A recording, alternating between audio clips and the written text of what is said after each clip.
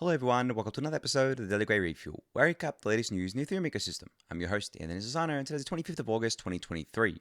Alright everyone, let's get into it. So apologies for missing yesterday's episode. I was at the meetup in Melbourne and I didn't have a chance to record the episode earlier before the meetup, and then I got home at like midnight, so there was no chance that I was going to be able to record a kind of a refuel there. I think I said I recorded a roll-up before.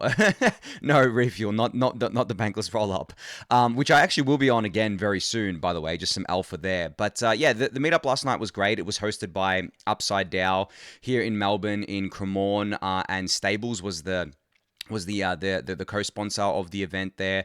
And I've talked about Stables before. I think I talked about them on the episode the other day, how they have this mobile wallet that you can use for stablecoin payments. And Upside DAO is basically a kind of co-working space for crypto people / incubator sort of thing going on there. But yeah, it was a great event. Met a lot of great people. Had a lot of great conversations. I even had a great conversation with someone from the Solana Foundation. Funny enough, it was actually a pretty healthy conversation, even though my first introduction to him was when I was on stage on the panel. He asked me a pretty spicy question about Ethereum and Solana, and I kind of just ran through my answer with it. I don't know if that was recorded, but I'm not going to bore you with the details there because I know I'll rant for too long. But yeah, I'm really liking these local meetups, and I encourage you guys to attend your own local meetups because they're just so much different to what we're exposed to online. I know the Daily Gwei Discord channel is really friendly, really healthy, a really healthy place, and we have a lot of fun in there, but nothing compares to real life conversations, guys. Like, it's just so much different. I know that should be obvious for anyone, right? Because we all have real life conversations, but I think what happens is that we can sometimes get stuck in the bubble of crypto Twitter, of Discords, of just online, and of course, a lot of that is reflective. A lot of the sentiment is reflective of the price there. Whereas going to these meetups, like, no one really cares about the price. Like, I don't really have price related discussions. It's all about the tech, the community, the vibes. And there was actually a really great panel last night that was all about NFTs and the metaverse, but talking about it in the context of, I guess, like brands outside of crypto, not just kind of like in crypto NFT stuff and the metaverse stuff. And I know within crypto, if you go on crypto Twitter, everyone's just, shitting on NFT, shitting on the metaverse. And to be fair, a lot of it has earned that reputation, right? Like it wasn't a pretty time for NFTs over the last couple of years. But if you look outside of the bubble and look at the brands that are actually working with this sorts of stuff and working with these digital products and the actual metaverse, there's a lot going on, guys. Like, let me tell you that much. There's a lot going on right now that actually made me really bullish on something that I traditionally have not been very bullish on. Honestly, I mean, you guys know I'm not really big into NFTs, but I think that they're, if you just pay attention to what's on crypto Twitter, you're missing the forest for the trees when it comes to NFTs. And I didn't mean to rhyme that there, but yeah, anyway, enough rambling about that. As I said, encourage you guys to go to local meetups in your own area, even if they're small, guaranteed to be a good time. I'm going to another one next week or the week after, I believe. And I expect it to be a lot smaller. Last night there was over 100 people there, and last week there was over 100 people as well. But I'm expecting the other one I'm going to in a couple of weeks' time to be a lot smaller, but that's okay. I think, small or large, as long as the right people are there, it's always a good time. Now, before I move on to the news that I've missed over the last 48 hours, just also wanted to mention that someone told me today that apparently there are ads running on my videos now on YouTube. Now, that's not me running the ads. That's obviously YouTube running the ads because they just run it on, I think, channels that reach a certain size. I guess my size is size now for that to be happening. But no, I'm not involved in the creator program or anything like that, so I don't make any money from the ads, and it's going to be like that forever. As you guys know, I want Daily Gwei to be completely free. It's a public good. So just wanted to highlight that for you guys that may have seen ads popping up on YouTube. That wasn't me. That was YouTube doing it themselves there. But anyway, moving on to the news. So, got to start off with the biggest, I think, news over the last 48 hours that maybe not enough people are talking about because, I mean, I saw it all over crypto Twitter for like a few hours and then it's kind of gone quiet. But the news is that two of the Tornado Cash devs have been arrested or going to be arrested. So one of them is Roman Storm and the other one is Semenov here. And you can see there's a block article all about this. Now, not only were they arrested for their involvement with Tornado Cash, but they have also been added to the list of US sanctioned companies and individuals. So yeah, the US OFAC office is not playing any games here. They are definitely going after these guys for a number of different reasons. I mean, they do claim in their prosecution against them or the charges against them that the Tornado Cash team or the core team knowingly profited from money laundering activities in Tornado Cash. But there's also a bunch of other nuance in that, and a bunch of obviously questions around the First Amendment in the US, and is code is speech. So is them writing the code protected under that? All these kind of things that are just going to have to be hashed out in court. But you can get full details on the actual news from the block. But then there's also a couple of tweets that I wanted to highlight here. Peter Van Valkenburg from Coincenter published their thoughts on this. So you can see this is titled "New Tornado Cash Indictments Seem to Run Counter to FinCen Guidance." And Niraj actually highlights what that FinCen guidance is. And FinCen had this guidance that they put out in 2019 that says FinCen regulations exempt from the definition of money transmitter those persons providing only the delivery, communication, or network access services used by a money transmitter to support money transmission services. So according to this guidance, Niraj says that it's crystal clear on exempting the providers of anonymizing software, in this case, the Tornado Cash Mixer.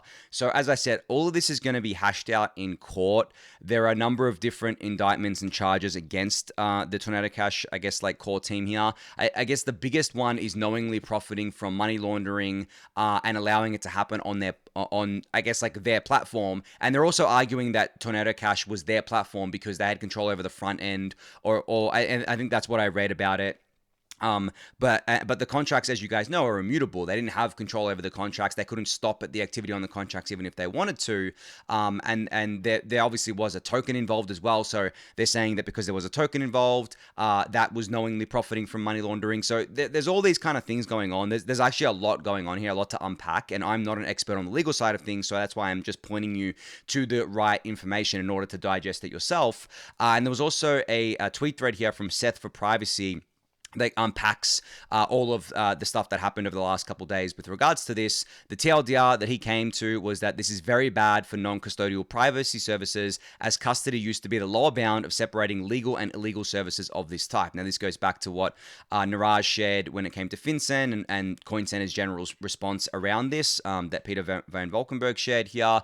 But yeah, essentially, it basically, from my reading, states that even if you're a non-custodial privacy service, you could still be held liable for basically whoever's using it, right? And if you're knowingly profiting from it, that's an even, I guess, like a different kind of thing altogether, but that plays into it as well. So this is going to take a while to play out, guys. I don't think this is we're going to get a resolution of this for quite a while now. Unfortunately, the courts and the justice system move slow, even though it could rule in the favor of Tornado Cash and the Tornado Cash devs.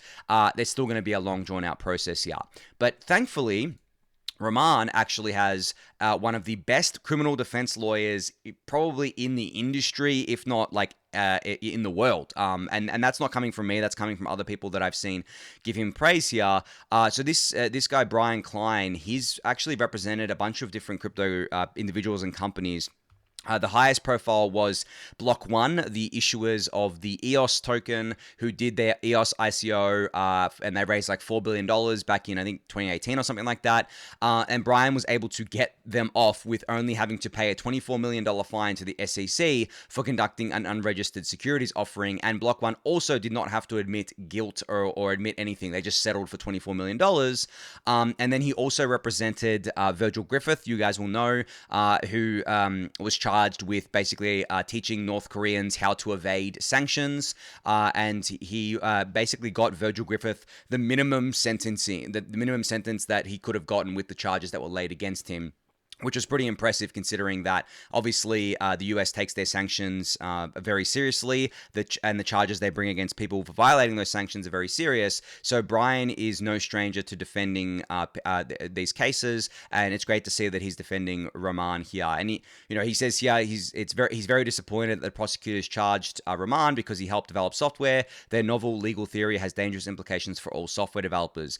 It really feels like at this point in time, guys, that crypto is becoming the battleground, not just for financial regulations, but privacy regulations as well, and all the precedent that has been set in the US legal system for quite a while now around this. And if you guys have read, there was a podcast, and there was also a blog post called Before Bitcoin that goes over the cypherpunk kind of fight for privacy of the 90s and encryption in the 90s and how they won that fight. But this is a fight that's been going on for a very long time, because encryption and privacy preserving tools is not something that governments tend to like, right? Because it means that criminals can use it just like everyday people can use it. And to the government, I mean, if you're a criminal or not depends on a number of different factors. But yeah, generally they don't like software that allows people to hide their communications, basically. They like to have visibility over things, and that's what governments do, right? So that kind of feels like what we're going through right now, where we're going through a battleground of not just financial regulations and kind of legislation there with the SEC and the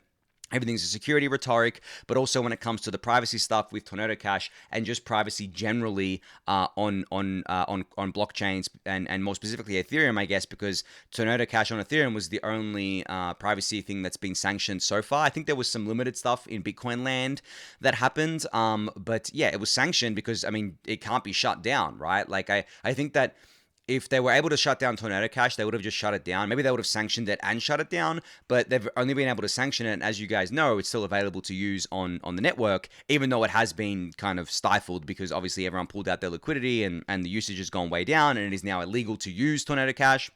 And you face up to 30 years in prison or a crap ton of money in fines. So yeah, I mean, that's what we call the chilling effect, right? And that seems to have had an effect. Well, it has had a big effect. But at the same time, yeah, this is a battleground now. And, I'm hoping that we win this. I mean, the 20s could be as important as the 90s were. The 2020s could be important as the 1990s were for privacy. So we're going to see how that shakes out. But I'll link all of the stuff that I just talked about in the YouTube description below for you to check out.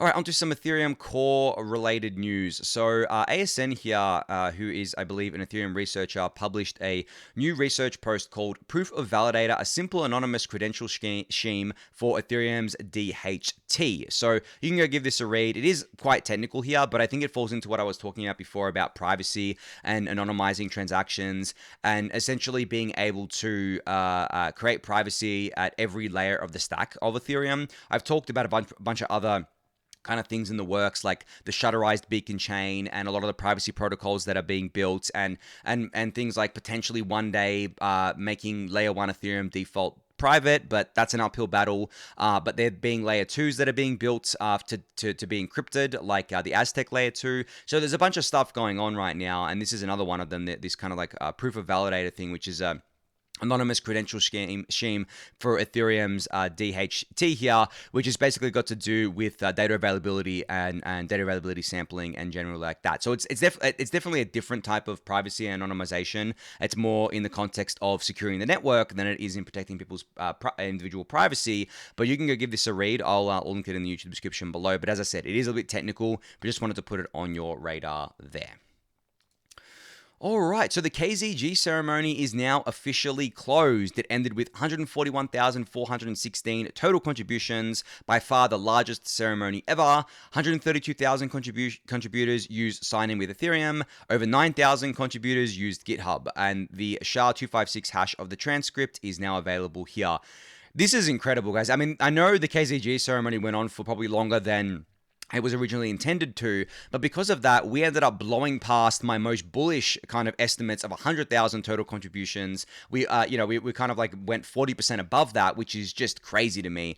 And I know that there are a variety of different reasons why this happened. Maybe a lot of the contributions were just one person spamming it. Maybe there was a lot of airdrop farming, even though there's no airdrop associated with this, because this is just something that was needed for the Ethereum network itself. There's no airdrop here, but I guess even if there was like a 0.0000001% chance that there'd be an airdrops, people would do it. But then also at the same time, you contributing to the KZG ceremony could be used as a criteria for an airdrop of another project in the future, and it would actually work as a pretty decent criteria, I believe. So there's that to it as well. But it doesn't matter, because this is a form of harnessing that kind of like degeneracy for a regenerative cause, which is basically getting the most robust KZG ceremony that we could, and it seems like we have, right? And as I've said before, it only requires one honest participant out of the 141,416, or well, one honest contribution out of all of those for it to work. And as I've said before, if you contributed and you know that you were honest in your contribution, then you can actually trust that the KZG ceremony, is set up properly. And that's amazing to me, and it's amazing, and it's enabled all by cryptography, which I don't even understand how it works. works. But yeah, I mean, I don't understand the technicals of how it works, but I understand the high level of how it works. And yeah, just great to see that. But yeah, I guess like it's over for now.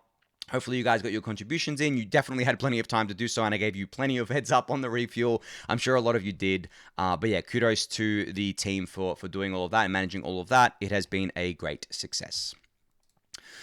All right, so Base published their kind of, I guess, manifesto around decentralizing their protocol today, and Jesse Pollack, the lead at Base, gave a TLDR on Base's decentralization plans with Optimism here. So there's three main points here. The first one is that Base is making major technical contributions to the OP stack across decentralization, security, and scalability. Of course, we already knew that because if you're part of, if you're building on the OP stack and you want to be a contributor to the Optimism ecosystem, well, then you're going to be contributing to the OP stack in these three verticals: decentralization, security, and scalability. And of course, Base is the biggest OP chain besides OP mainnet right now. So yeah, and they may even end up flipping OP mainnet, which is funny. And they also want to be part of the super chain, so it's in their best interest to obviously help the OP stack out.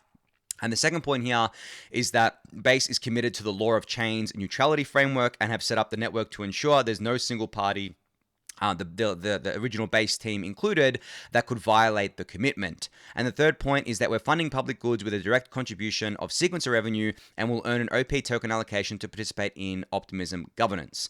So there was also another kind of point to this as well that I saw someone else talking about, where essentially, they said that Base has been built from the ground up specifically with the purpose of being spun out of Coinbase eventually, where essentially that the original Base team, and this goes to the second point that was stated here, but the original Base team at Coinbase would just be one team of many that are building the Base protocol. And this is kind of, I guess, what happened with Ethereum itself, right? Where Ethereum started off, it was basically just Geth and Parity, and they were both pretty much part of the same team as the clients.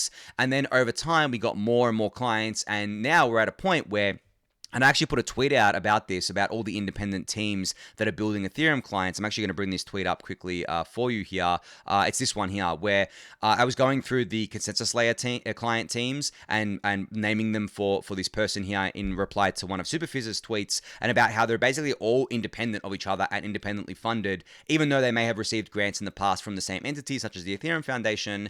And I think that's going to be the same kind of thing for Base and other successful L2s out there, where essentially there'll be, at least two, at the very least two, if not more, teams contributing to that protocol in order to decentralize out the building of it. And also, obviously, they want to decentralize things like the sequencer, so that everyone can have a chance to be the sequencer and make and share in the revenue there.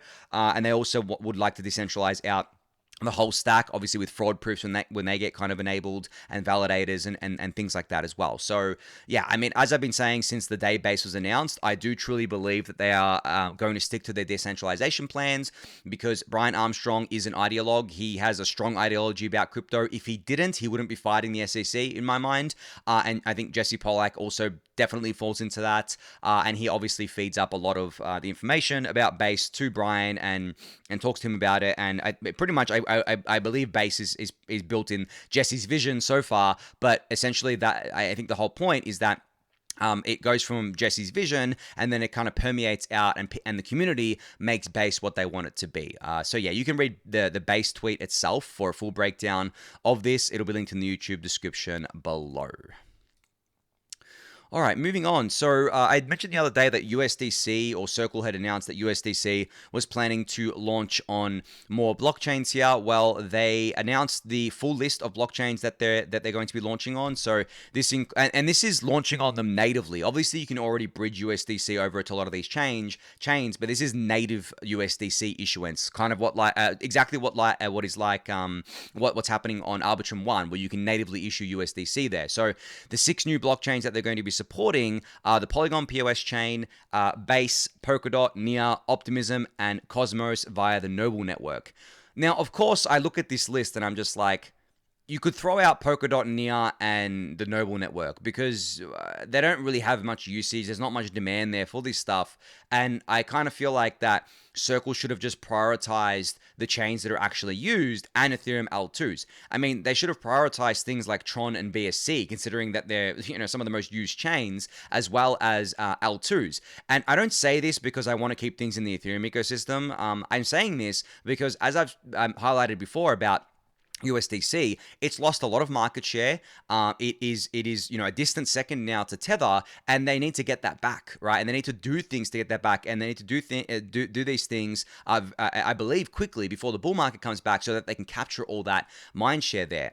I've said in the past as well that I thought that USDC transfers on base should be free, and will be free. I still think that's coming, to be honest. I think that's a pretty good growth driver for Circle to do here. And now that Coinbase is actually has an extra stake in Circle as well, and they're working more closely together, it just makes more sense for them to do that as well. But yeah, those are the chains that they're going to be natively supporting for native USDC issuance. Hoping to see more of the layer 2 supported in the future, rather than these L1s that are pretty much dead and there's not much activity going on there.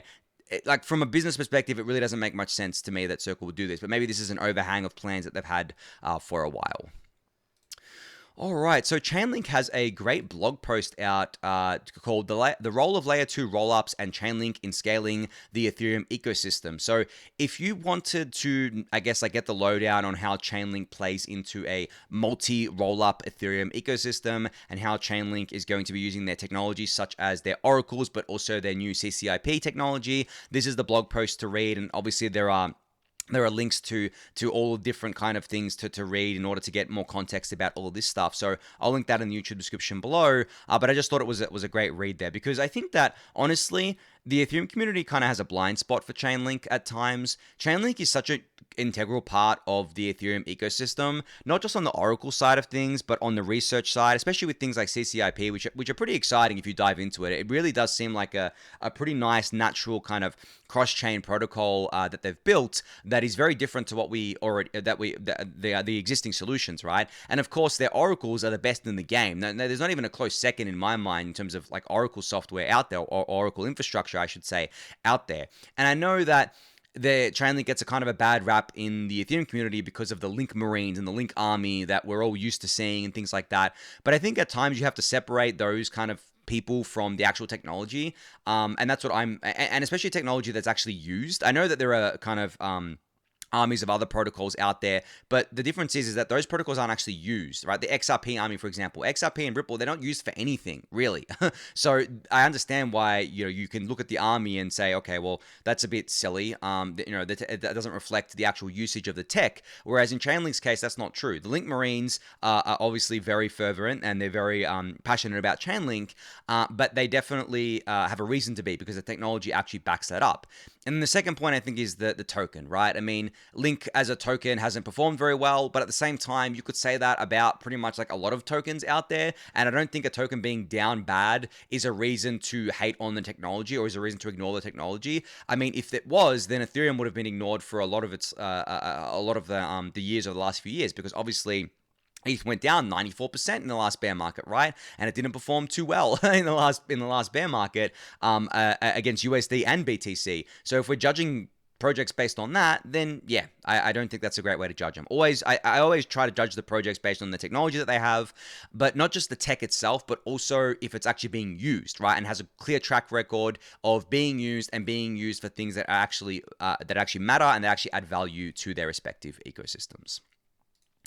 All right, so I came across this really great tweet thread from Peter Johnson talking about stablecoins. Now, this is based on a paper, actually. So this tweet thread is just the top 10 takeaways of the analysis here that Peter's done, called The Relentless Rise of Stablecoins. Now, you can go read the takeaways for yourself, but I wanted to highlight a few of them. So the first one, and the headline one to me, was that in 2022, stablecoins settled over $11 trillion on-chain, dwarfing the volumes processed by PayPal, which was $1.4 trillion, and almost surpassing the payment volume of Visa, which is $11.6 trillion, and reaching 14% of the volume settled by ACH, and over 1% of the volume settled by Fedwire. So obviously not as big as the biggest payment processors out there, but bigger than some of the biggest companies. I mean, it's bigger than PayPal, right? In terms of, like, it's like 10 times bigger than PayPal. And it's almost bigger than Visa, right? I've said it before and I'll say it again. Stablecoins are the number one biggest use case that we have in crypto right now, and will be for the foreseeable future. And the US should really be embracing stablecoins because it's all in US dollars, right? Like, there is some Euro stablecoins here and there, and maybe some other currencies, but it's heavily US dollar dominated, right? And that basically increases USD dominance generally, and the US should be all about this. And I think they are making moves, slowly but surely with the stablecoin bill and stuff like that. But they should really be all about this, considering that this is not something of a plaything. This is literally big as almost as big as Visa, and much bigger than PayPal. Obviously, still small fish compared to something like Fedwire here, but I mean, of course it is. Fedwire is huge, right? So there's that. That was one of the main takeaways. And the other one I wanted to talk about was the difference between where the activity is actually happening. So Peter said here, most stablecoin activity occurs on the Tron and BSC blockchains, as I've talked about before. Year to date, the Tron and BSC blockchains collectively account for 77% of weekly active addresses and 75% of transactions, but only 41% of volumes. So essentially, Tron and BSC are being used for smaller payments. Obviously, that makes sense because the fees are cheaper on those networks. But then Peter continues and says that the Ethereum blockchain is used for higher value transactions on average. Despite accounting for just 6% of active wallets and 3% of transactions, the Ethereum blockchain is home to 55% of stablecoin supply and settles close to 50% of weekly stablecoin dollar volume. So that's Ethereum as the settlement layer, guys. Ethereum layer 1 is the settlement layer for high value transactions, and that's exactly why you see this split here. Tron and BSC could just as well be a layer 2. It's just that Tron and BSC have been around for a while. They've managed to get a network effect, and people are using them in the various countries that I've kind of outlined before, and there's volume there, and there's liquidity there, right? And that's something that they've got going for them. But as I've said, it's all the smaller use cases. It's just like everyday payments because the fees are cheap. But when it comes to large kind of payments and large volumes, it's on Ethereum. And that's the thesis right there. Ethereum is the settlement layer. The layer 2 settle down to it. I do hope that Tron and BSC can become layer 2s on Ethereum, because then it just gives their users more security, and it retains all of their properties that they want to retain, and they get cheaper cost to running the network as well, because running a layer 2 is much cheaper than running a layer 1. So just taking all that into account, if that happens, if Tron and BSC become layer 2s on Ethereum, then Ethereum pretty much dominates all stablecoin volumes, which is the vision, right? It's kind of the vision of Ethereum layer 1 as a settlement layer and layer 2s as the settling down to Ethereum there. But anyway, just wanted to highlight this thread because I thought it was great. You can go check out Peter's thread for yourself and the full report. I'll link it in the YouTube description below. All right, last up here, just an update on Gitcoin Grants round 18, which is ongoing. I think it's got about 3 or 4 days left, and this is an update from Kevin Owocki on the amount of dollars contributed per, I guess like by round here, and also the round summary. So the matching pool is $1.25 million. There's been $330,000 donated, 146,000 donations, almost 22,000 unique donors with 11 total rounds. You can see here that the Web3 open source software round has dominated, and there's a bunch of other rounds here as well. But yeah, great to see that the community coming out and donating here. That's a large amount of money that's been donated, and obviously the matching pool is going to match those donations. You have 3 or 4 days left to donate here, and donating is currently being done on the OP mainnet and the public goods network. So the fees are really cheap. There's no need to spend a lot in fees to donate like you used to in back in the day. I remember on Ethereum layer 1 in I guess like maybe the 3rd or 4th Gitcoin Grants round or something like that, where fees started spiking because of DeFi summer. What ended up happening was that you'd try and donate like $5 to like 10 projects, but then at some periods of time, the fees would be greater than the $50 that you were donating, right? And it just made it completely uneconomical for Gitcoin Grants rounds to happen there. But now they have their own network, the public goods network, their own layer 2, and obviously OP mainnet as well there to donate on. So you can go check all of that out. I'll link that in the YouTube description below, and be sure to donate. As I said, you have 3 or 4 days left there. All right, I've got a few minutes left here to talk about the markets again. I know I know I say that I don't want to talk about this too often, but I think that during the bear and crab periods, it's I feel like I get more demand to talk about this during the bear and the crab periods, because people kind of want to know, like, when's the bull market going to come back? Look, guys, I mean, I've talked about this a lot, but I don't have an answer for you on that. I have a prediction, my own prediction, based on a bunch of different factors, but I don't have a definitive answer for anyone. No one does. Literally no one will give you a definitive answer with 100% certainty. If they are giving you that, they are lying, right? And that goes for calling bull markets and calling for bear markets, because I've seen a lot of people give these predictions over the years and be completely wrong. And what, the 1% that get it right, like, that's just survivorship bias, right? But what I really wanted to talk about was the fact that it's funny kind of watching the different sentiment and how it changes over time. Like, I believe right now, as I've said, like maybe a couple of weeks ago, we're really at the tail end of the bear crab market, where everyone is just so exhausted. Everything is so quiet on the market front. Liquidity has been completely drained. I know that the stock market is roaring, and there are stocks like Nvidia going nuts. The Nvidia market cap is larger than the entire crypto market cap, right? And that just shows how much more money is in TradFi than crypto. By the way, I don't think you guys realize how much money is in TradFi compared to crypto. It literally dwarfs crypto. There is not even a comparison there. But that's actually bullish, because it means that, and this is why people get bullish about the ETFs, right? Because they're like, well, that opens crypto up to more TradFi money, and it does. But in terms of, like, when I say we're at the tail end of or at least I feel like we're at the tail end of the bear and crab market, is because there's only so much kind of, I guess, like, down pressure or like bearish pressure the market can take, until really the only way up is up, for lack of a better a phrase there. And I've talked about this before, and how I said that it's like holding a ball underwater. Eventually your arms are going to get so tired that you just let go, and the ball is not going to stay there because you're not holding it anymore. It just plops up. It's the same is true for markets. Eventually everyone just gets so exhausted of being bearish and crabbish. Even the traders who are trying to short everything, they just get so exhausted, and it just doesn't become worth their time anymore to do it, because there's just not much alpha to be had there anymore, not that much profits to be had there anymore.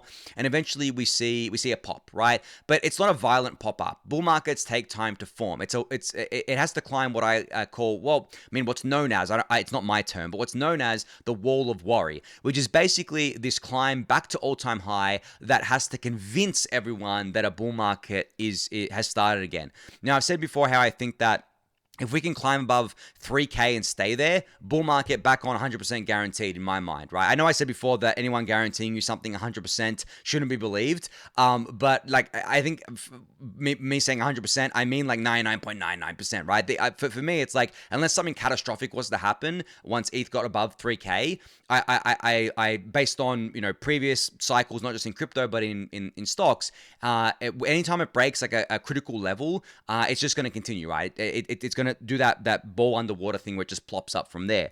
But to get there, to get to like 3K potentially, and then to get to all-time high, it's that wall of worry. It's that convincing the market, hey, it is actually a bull market now. You can go long, you can basically sell if you want to now and take profits, but just know that it's probably going to continue going up, right? So there's that, and that takes time to go through. It could take all of next year. I know I've said before that I think that ETH could get back to all-time high by the second half of next year. The second half of next year includes December, so it could not happen until December next year. But I think that what the market wants to see is sustained upward price movement, and it wants to feel like there's new money coming in. Because I've said this before as well, where the reason why we see these pumps and then they just get completely retraced, which is exactly what happened with the SEC Ripple case, right?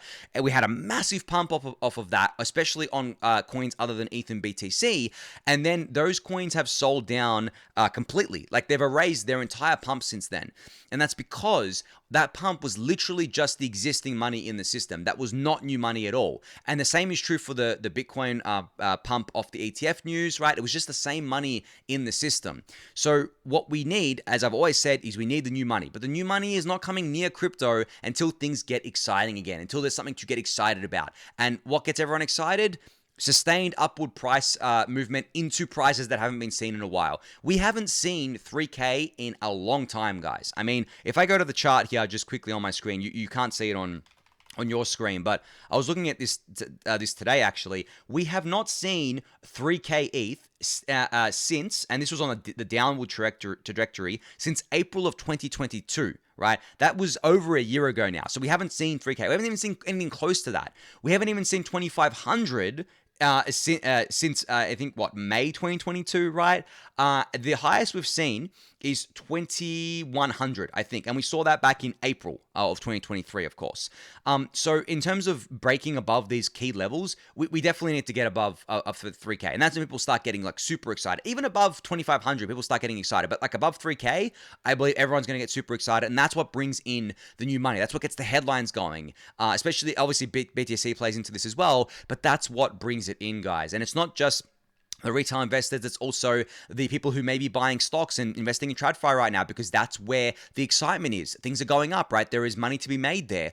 And crypto is boring right now, so there's no money to be made in crypto. But for long-term investors, there is, because if you buy now and you have a long-term horizon, you have a better chance of making money than someone just trying to scalp and trade and get chopped up in these markets right now. It just depends on the strategy that you want to use here. But yeah, that's how I kind of like generally think about it. And as I said, I do feel like we're at the tail end, and that's just when it comes to price. But in terms of tech and innovation, my God, we're thriving. The Ethereum ecosystem is absolutely thriving when it comes to tech and innovation and getting more people using the chains. I mean, these meetups I've been to, guys, like the fact that there's over 100 people there, and this is Melbourne. Like, Melbourne is not known for being like super crypto kind of centric. I mean, Australia generally is not known for that. Sydney actually generally has a lot more crypto projects building there. Synthetics, Immutable, Sigma Prime, who built the Lighthouse client. They're all there, right? And there's a bunch of others too that I'm forgetting to name. But in Melbourne, I mean, there's a few here and there, but not that many. But the fact that we had over 100 people, and I'm telling you guys, those people, most of them, I would guarantee are not just pure speculators here for the money sort of thing. All the discussions that I had were about the tech, were about getting more adoption about the tech. People were asking me questions about like wallet UX and how we're going to make it so simple for anyone to use crypto, like what and layer twos and like the fees on layer twos and all this sorts of stuff. Like, it really does feel like a bull market when it comes to the tech and innovation stuff. And that's exactly the feeling that I got in 2019, to be honest, and early 2020. I got that same feeling because in 2019, we had like a lot of DeFi stuff start coming online and start getting into the early stages of it. And obviously 2020, we had DeFi summer. I'm hoping, and I think we can potentially get a layer 2 summer that mirrors that, maybe next year sometime, when hopefully the market heats up again and new money's coming in, because you do need new money for that to happen, I think. But yeah, I mean, in my mind, there's really nothing to be bearish about right now when it comes to the tech and innovation and even the price. I mean, even if it goes lower from here, as I've said before, ETH is between that 1 and 2K range. That could have moved up to like a 1,500 and 2K range now. It just depends. I know that, there are people calling for lower from here. I know that some chartists that I kind of follow are saying that, okay, well, ETH could go back to like 1,400 and then bounce off of that, and that's it. That's the lowest it's going to go. We need to test that area. I mean, I'm not a TA guy, right? I don't know that. And then there are some insane people out there calling for like a $400 to $600 ETH. You guys know who those people are. That's like not happening. I mean, as I said before, don't listen to people who speak in certainties. But to me, I mean, for ETH to go back down there would mean that Ethereum as an ecosystem has completely failed, as well as everything else in the world shit the bed. Like the macro shit the bed. Everything's just going down only. We have another Great Depression or something, right? That to get us back down there from here. I just don't think that's going to happen. And Ethereum obviously is the furthest thing from failing right now. It's thriving more than it ever has. I mean, I would say that Ethereum is thriving more now than it did in the bull market, because there are so many new apps coming online, new use cases coming online, so much innovation happening. The layer 2s are just killing the game, right? I don't know. I feel like this is all just setting up for another epic bull market that we're going to get hopefully sooner rather than later. But on that note, I'm just going to end it on a bullish note for the weekend there. So thank you everyone for listening and watching. Be sure to subscribe to the channel if you haven't yet. Give it a thumbs up, subscribe to the newsletter, join the Discord channel, and I'll catch you all next week. Thanks everyone.